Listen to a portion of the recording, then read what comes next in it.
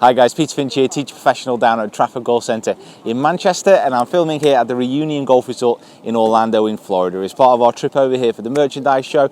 But we just wanted to do as many tips as we could in the sunshine just to bring you guys at home. Now specifically today, again, I'm just going to go through your questions that you've been asking me to do, specifically today about alignment of the hips and shoulders as you're getting into the impact area.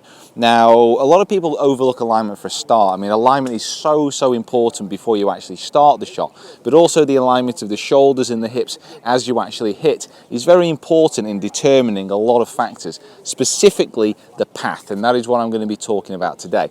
Now, I've done quite a few videos on the channel before about getting yourself aligned properly, so please check those out in the description below, but this is about how the body can align. Now, for this specific alignment, I'm getting in a what I class as a neutral alignment. So my feet are squared to my target line and it's running down in parallel lines. So I have a parallel setup for this kind of specific drill. If you're hitting a draw or a fade, this could move around, but I'm specifically aiming straight and in parallel lines on this particular kind of target, which is just straight down the middle of the driving range.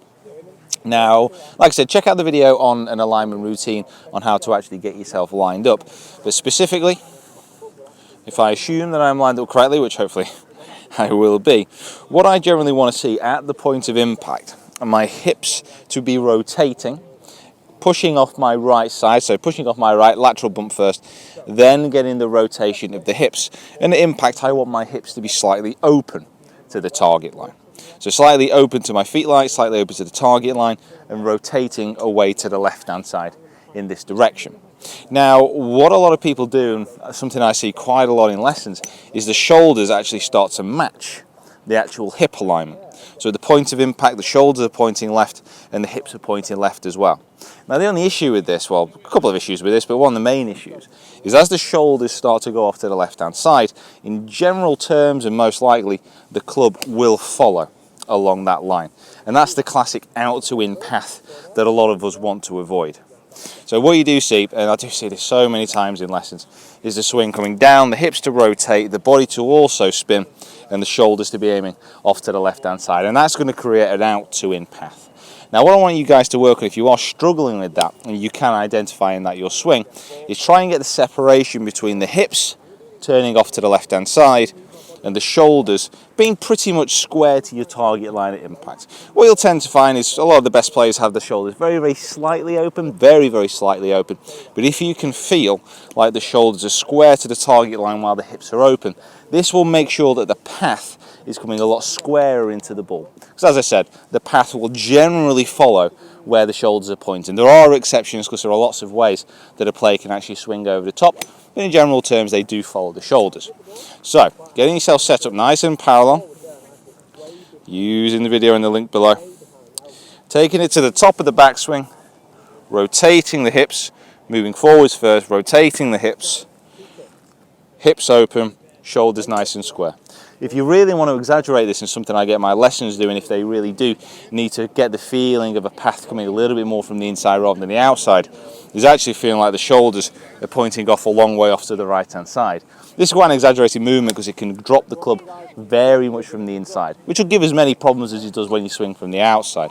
But if you do want to stop that feeling over the top, try and get them shoulders right and the hips pointing that little bit off to the left-hand side. And if all that seems to work in conjunction with each other, get yourself a relatively straight shot down there. A little bit of a draw actually. More to do with club face than anything else. And that is a whole matter altogether. So this guy specifically on your path in relation to your shoulder. So give that a go, work on that. And hopefully you'll see a difference in your path.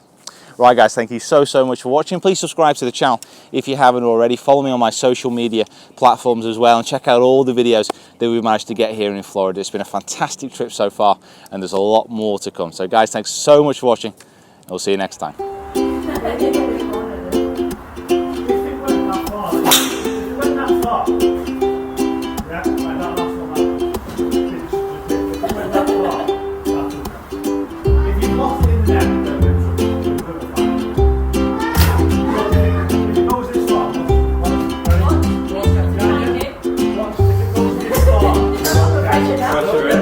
work. Pressure No now. pressure. If it goes that far, What is it? Lost it. exactly. If you lose it like that, that's okay.